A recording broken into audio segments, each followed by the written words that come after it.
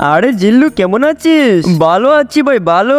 তোর ভাইয়ের নতুন গাড়ি নিয়েছি, কেমন লাগছে? সুন্দর সুন্দর লাগছে। আচ্ছা ঠিক আছে, পরে দেখা হবে। আবে ওই সালা লাখ টাকার গাড়ি নিয়ে ঘুরছে আর আমি হাঁটছি। এখন বেশি বেশি গাছ কেটে বেচতে হবে। দাঁড়াও, ওরে মাইয়া রে, গাছ কেটে কি পাবে? আমাকে পানি দাও, সব পেয়ে যাবে। এই নাও পানি। বলো কি চাও তুমি? আমি আমার বন্ধুর মতো হতে চাই। আচ্ছা ঠিক আছে, এই জাদুর আয়না যার মুখ দেখাবে তার সবকিছু তোমার হয়ে যাবে। দাঁড়া, পাগল হয়েছিস নাকি? তোর মুখে কি লেগেছে? আগে এটা পরিষ্কার কর। আরে কি লেগেছে? এই আয়নায় দেখে পরিষ্কার করে নে। আবে এটা কি হয়েছে আমার সাথে? এটা জাদুর আয়না, এটা দেখতেই তোর সবকিছু আমার হয়ে গেছে।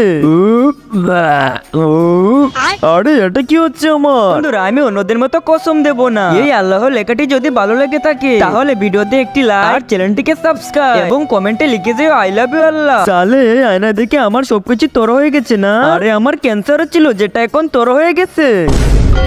ওরে বাবা।